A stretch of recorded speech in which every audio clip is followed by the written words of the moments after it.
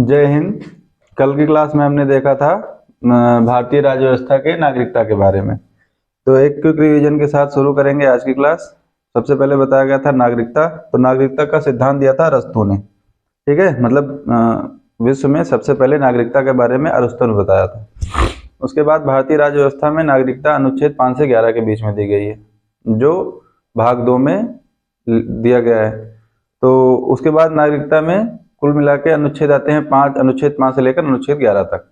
कल हमने देखा था अनुच्छेद 5 से लेकर 8 तक, तो एक बार उसको देख लेते हैं।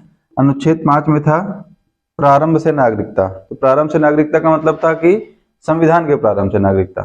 ठीक है, संविधान कब लागू हुआ था? 26 जनवरी 1950 को। पूर्ण रूप से तभी लागू हुआ। तो जब पूर्ण रूप से लागू हुआ तब से नागरिकता के बारे में प्रावधान अनुच्छेद 5 में किया गया है। फिर आया था अनुच्छेद 6। अनुच्छेद 6 में था कि जो लोग पाकिस्तान से भारत आए थे, ठीक है, तो पाकिस्तान से भारत आए हुए लोगों के लिए नागरिकता का प्रावधान किया गया था इसमें, अनुच्छेद 6 में। फिर आता था अनुच्छेद 7। अनुच्छेद 7 में बताया गया था कि जो लोग पहले भारत से पाकिस्तान चले गए थे लेकिन वहाँ पे रहना पसंद नहीं आया जिन्ना के साथ, तो उसके बाद वो फिर से लौट आए इंडिया। तो इंडिया आने के बाद उनकी नागरिकता कैसे प्राप्त होगी, इसके बारे में बताया गया था अनुच्छेद 7 में। फिर आता है अनुच्छेद 8। अनुच्छेद 8 में बताया गया था कि जो लोग भारत के बाहर रह रहे हैं उनकी नागरिकता, अगर उनके कोई ग्रैंड पेरेंट्स या पेरेंट्स में कोई इंडियन था तो उनकी नागरिकता का प्रावधान किया गया था अनुच्छेद 8 में। अब इसके आगे का आज की क्लास में देखते हैं। इसके बाद आता है अनुच्छेद 9, नागरिकता का बने रहना। ठीक है, अब नागरिकता का बने रहना का मतलब होता है कि जैसे कोई भी व्यक्ति है, ठीक है, तो उसकी नागरिकता कब तक बनी रहेगी। अगर कोई इंडियन है, जैसे भारत का नागरिक है, तो उसकी भारतीय नागरिकता कब तक बनी रहेगी? जब तक वो भारत के संविधान का आदर सम्मान कर रहा है, यहाँ के हिसाब से रह रहा है, तब तक उसकी नागरिकता बनी रहेगी। अब जैसे कोई भारतीय है, वो अमेरिका चला गया, वहाँ का परिवेश उसको अच्छा लग गया, एटमॉस्फेयर अच्छा लगा, वो वहाँ पे रहना चाह रहा है, तो अगर वो वहाँ की नागरिकता अपने आप से ले लेता है तो यहाँ की नागरिकता उसकी फिर नहीं बनी रहेगी। तो नागरिकता क्या हो जाएगी? समाप्त हो जाएगी। तो नागरिकता बने रहने का मतलब क्या होता है? और दूसरी चीज, जैसे कोई व्यक्ति है, वो बाहर चला गया दूसरे देश में रहने, और वहां पे वो नौकरी कर रहा है, घर लिया है, सब कुछ किया है, लेकिन अगर वहां की नागरिकता नहीं लिया है तो वो हमेशा से भारत का ही नागरिक रहेगा। वो भारत का नागरिक तब तक बना रहेगा जब तक वो किसी दूसरे देश की नागरिकता को ग्रहण नहीं कर लेता है। तो अगर दूसरे देश की नागरिकता ग्रहण करता है तो भारत की नागरिकता उसकी अपने आप से क्या हो जाएगी? समाप्त हो जाएगी। क्योंकि भारत में क्या है? भारत में है एकल नागरिकता। और एकल नागरिकता की विशेषता यही होती है कि आप सिर्फ एक देश के नागरिक रह पाएंगे हमेशा के लिए। अगर आप किसी दूसरे देश की नागरिकता को ग्रहण करते हैं तो आपके देश की नागरिकता समाप्त कर दी जाएगी। ठीक है, तो ये था अनुच्छेद 9 में। फिर आता है अनुच्छेद 10, नागरिकता अधिकार का बने रहना। ठीक है, नागरिकता अधिकार का बने रहने का मतलब है कि नागरिकों को जो अधिकार प्रदान किए गए हैं उनका वो कब तक और किन किन परिस्थितियों में लागू होते रहेंगे। ठीक है, फिर आता है अनुच्छेद 11। अनुच्छेद 11 में बताया गया है कि जैसे नागरिकता है तो नागरिकता या तो मिलती है या तो खत्म होती। तो नागरिकता का अर्जन और समाप्ति या फिर नागरिकता के संबंध में और कोई नियम कानून जो बनेंगे, कोई विधि का निर्माण किया जाता है, तो उसकी शक्ति किसके पास होगी? संसद के पास। ये संघ सूची का विषय है नागरिकता। ये भारत में गृह मंत्रालय के अधीन में आती है नागरिकता। तो इसके संबंधित कानून बनाने का अधिकार किसके पास होगा? संसद के पास होगा। तो भारतीय संसद अगर चाहती है तो वो नागरिकता के संबंध में अपने कानून बना सकती है। जैसे 1955 में बनाया गया था नागरिकता अधिनियम। तो नागरिकता अधिनियम 1955 बनाया गया, फिर उसमें अभी तक 9 बार संशोधन किया जा चुका है। तो आखिरी बार संशोधन हुआ था 2019 में, जो CAA आया था, सिटीजनशिप अमेंडमेंट एक्ट। ठीक है, नागरिकता संशोधन अधिनियम। तो ये थे सारे अनुच्छेद जो इसके बारे में, नागरिकता के बारे में संविधान में बताए गए हैं।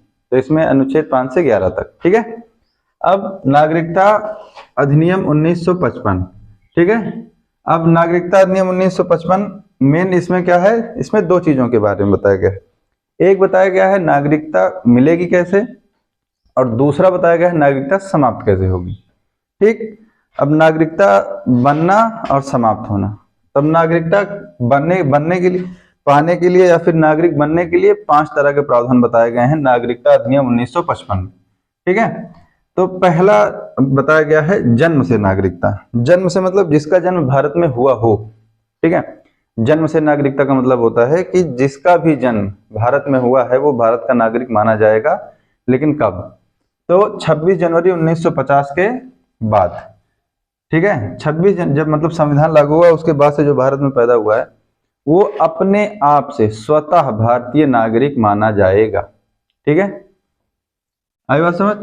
लेकिन अब इसमें ऐसा होता है जैसे कोई सैलानी आया भारत, ठीक है, या फिर कोई घूमने आया, कोई किसी काम से आया, राजदूत आते हैं अब बहुत सारे देशों के भारत में। तो अब जैसे वो आए उनकी फैमिली भी आएगी। अब उनकी फैमिली आई है और उनके बच्चे का जन्म भारत में हो जाता है तो भारत का नागरिक हो जाएगा क्या? तो इस सब चीजों के लिए फिर 2003 में इसमें संशोधन किया गया और 2003 में संशोधन करके बताया गया कि अगर किसी का जन्म भारत में होता है तो भारत का नागरिक तब माना जाएगा जब उसके या तो माता या फिर पिता दोनों में से कोई एक भारतीय होगा। कोई एक भारतीय होने का मतलब कि या तो माता भारतीय हो या तो पिता भारतीय हो, ठीक है। और अब जैसे अगर दोनों हैं तो भी ठीक। अगर कोई एक है भारतीय, जैसे मान लीजिए पिता भारतीय है और माता विदेशी, तो देखिए, तो अगर इसमें देखा गया जाता है कि कोई एक भारतीय हो और दूसरा जो हो वो अवैध प्रवासी नहीं होना चाहिए, क्योंकि कल बताया गया था अवैध प्रवासी वो होते हैं जो गैर कानूनी रूप से प्रवेश करते हैं। जैसे भारत में बांग्लादेश और म्यांमार के इलाके से रोहिंग्या आते हैं तो उनके पास कानूनी दस्तावेज नहीं है जिससे वो अपनी नागरिकता सिद्ध कर सके भारत में, ठीक है। तो ये चीजें होती हैं। जन्म से नागरिकता प्राप्त करने के लिए 2003 से संशोधन कर दिया गया। उसमें बताया गया क्या कि अगर जन्म भारत में हो रहा है तो ठीक है, तो कोई बात नहीं, जन्म भारत में हो रहा है तो आप नागरिक माने जाएंगे, लेकिन किस शर्त पे? आपके माता या पिता में कोई एक भारतीय होना चाहिए और जो दूसरा है आपके पेरेंट्स में वो अवैध प्रवासी नहीं होना चाहिए कहीं पे, ठीक है। फिर आता है वंश से नागरिकता। वंश का नागरिकता का मतलब है कि आदमी का जो मेन वंश जो है उसके आधार पर नागरिकता अगर प्रदान की जाएगी तो किस प्रकार प्रदान की जाएगी। तो इसमें बताया गया 26 जनवरी 1950 से 10 दिसंबर 1992 के बीच में, ठीक। 26 जनवरी जब से संविधान लागू हुआ और 10 दिसंबर 1992 तक, अगर इसके बीच में कोई भी व्यक्ति, कोई भी बच्चा अगर भारत के राज्य क्षेत्र में जन्म ले रहा है तो अगर उसके पिता इंडियन मतलब भारतीय हैं तो वो बच्चा जो है भारत का नागरिक माना जाएगा, ठीक है। इसमें माता के बारे में कुछ नहीं बताया गया, ठीक। तो ये चीजें थी 26 जनवरी 1950 से 10 दिसंबर 1992 के बीच में। तो पिता क्या होना चाहिए? भारतीय होना चाहिए। तो पिता, भारत क्या है? पितृसत्तात्मक देश है। तो यहाँ पे पिता के आधार पे नागरिकता प्रदान की जा रही थी वंश का, ठीक है। लेकिन फिर से जब संशोधन किया गया तो इसमें 10 दिसंबर 1992 के बाद, तो 10 दिसंबर 1992 के बाद जो नागरिकता मिलेगी उसमें अगर कोई बच्चा जो है वो भारत के राज्य क्षेत्र में जन्म लेता है तो उसके फिर अभी तक क्या था कि पिता का भारतीय होना आवश्यक है, लेकिन अब क्या हो गया? माता या पिता दोनों में से कोई भी एक भारतीय हो, ठीक है, तो उसको भारत का क्या माना जाएगा? नागरिक माना जाएगा। फिर आता है पंजीकरण द्वारा। पंजीकरण का मतलब होता है एक रजिस्ट्रेशन, ठीक है। तो रजिस्ट्रेशन से सिटीजनशिप कैसे मिल जाएगी आदमी को? अगर कोई आदमी है उसको भारत अच्छा लग रहा है, भारत में रह रहा है, कोई आया, भारत अच्छा लगा, रुक गया, अब वो रहने लगा, लेकिन वो भारत का नागरिक नहीं है, तो उसको अगर भारत की नागरिकता चाहिए तो वो क्या करेगा? आवेदन करेगा कि साहब हमको बहुत अच्छा लग गया, हमें रहना है, नागरिकता दे दीजिए। तो मोटा भाई हैं गृह मंत्री, गृह मंत्रालय में चीजें जाएंगी तो उसके बाद वहां पे देखा जाएगा उस आदमी के लिए। तो उसमें क्या है कि वो 7 वर्ष रहे, जब 7 वर्ष रह लेगा इंडिया में तो 7 वर्ष रहने के बाद जो है वो नागरिकता के लिए आवेदन कर सकता है, ठीक है। तो 7 वर्ष रहने के बाद अगर आवेदन करता है तो फिर चीजें देखी जाएंगी, ठीक है। जैसे उसका कोई क्रिमिनल रिकॉर्ड या फिर ऐसे कोई अवैध गतिविधि में शामिल ना हो, शांति से रहा हो, सब कुछ चीजें अच्छी हैं तो उसको 7 वर्ष बाद गृह मंत्रालय की तरफ से क्या प्रदान कर दी जाएगी? भारत की नागरिकता, ठीक है। फिर आता है देशीयकरण द्वारा।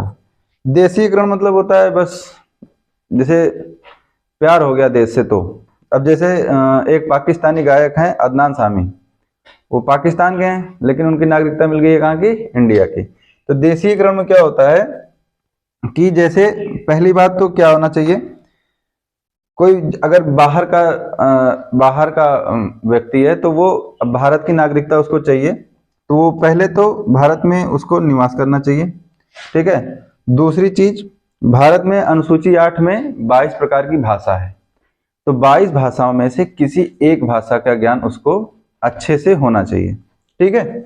ये चीज हो गई। और तीसरी चीज होती है उसको उसका योगदान होना चाहिए, जैसे कला के क्षेत्र में, साहित्य के क्षेत्र में, विज्ञान के क्षेत्र में, ठीक है, खेल कूद में, किसी भी चीज में वो भारत के लिए योगदान दे।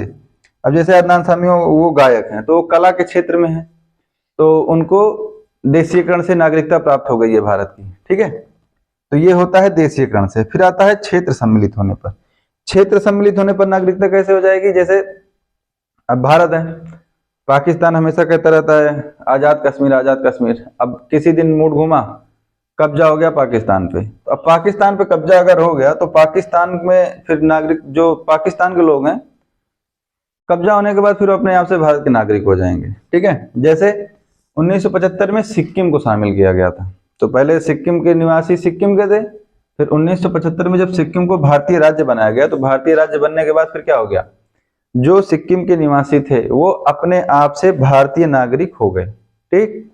तो देशीयकरण की क्षेत्र सम्मिलित होने पर नागरिकता कैसे, अगर कोई क्षेत्र है भारत के बाहर है, वो किसी समय किसी भी कारण से अगर भारत में शामिल होता है तो उसके निवासी अपने आप स्वतः भारत के नागरिक हो जाएंगे, ठीक है। फिर ठीक है, ये 5 तरीके होते हैं नागरिकता प्राप्त करने के। अब आता है नागरिकता की समाप्ति। तो अब नागरिकता मिली है तो नागरिकता की समाप्ति भी होगी। तो नागरिकता की समाप्ति 3 तरीके से होती है। पहला है नागरिकता का परित्याग, ठीक है। तो नागरिकता का परित्याग क्या है कि अगर आदमी अपने मन से नागरिकता छोड़ रहा है तो, ठीक है, अगर अपने मन से छोड़ रहा है तो कोई बात नहीं, छोड़ दो, जाओ, नागरिकता क्या हो जाएगी, समाप्त हो जाएगी। तो दूसरा आता है बर्खास्त या फिर रद्द या फिर टर्मिनेट, ठीक है। तो बर्खास्त कब होगी, बर्खास्त तभी होगी जब आप कहीं और की नागरिकता ग्रहण करते हैं। जैसे कोई भी व्यक्ति है वो किसी भी देश में गया वहां पे रहता है, ठीक है, नौकरी करता है, अगर नौकरी कर रहा है और वहां पे जैसे उसकी सारी चीजें पूरी हो रही हैं, देश उसको अच्छा लग रहा है, वो वहां रहना चाहता है, परमानेंट बसना चाहता है, तो वो क्या करेगा, वो वहां की नागरिकता ग्रहण कर लेगा। तो जैसे ही वो व्यक्ति किसी दूसरे देश की नागरिकता ग्रहण करता है तो उसकी भारतीय नागरिकता अपने आप समाप्त हो जाएगी, ठीक है। फिर तीसरा है वंचित किए जाने पर। अब वंचित कैसे वंचित किया जाएगा, देश करेगा, मतलब संघ या फिर संसद उसको उसकी नागरिकता से वंचित करेगी। तो वंचित करने के लिए कुछ कारण हो सकते। कारण क्या होगा, पहले तो देश विरोधी गतिविधि में शामिल होना चाहिए उसको। अगर कोई व्यक्ति है, जैसे कोई भी है, पाकिस्तान से युद्ध चल रहा है, कोई व्यक्ति है जो पाकिस्तान में पाकिस्तान को भारत की सूचना दे रहा है, गुप्त सूचनाएं पाकिस्तान पहुंचा रहा है, तो उसकी नागरिकता क्या संसद क्या है, खत्म कर सकती है। गृह मंत्रालय क्या करेगा, उसकी नागरिकता को समाप्त करेगा। दूसरा कारण हो सकता है, जैसे कोई व्यक्ति है वो संविधान की अवमानना कर रहा है। संविधान की अवमानना का मतलब देश में जो भी व्यवस्थाएं हैं उनके विरुद्ध है, वो अपमान कर रहा है व्यवस्थाओं का, तो उसको संसद उसके नागरिकता से उसको वंचित कर सकती है। तो ऐसी परिस्थितियां जो होती हैं जिसमें नागरिकता छीन ली जाती है, तो वो आते हैं नागरिकता से वंचित किए जाने पर। तो उनकी नागरिकता कैसे खत्म होती है, वंचित किए जाने पर, ठीक है। तो ये आज की क्लास थी। अगर अच्छी लगी तो वीडियो को लाइक करें, चैनल को सब्सक्राइब करें। Thank you.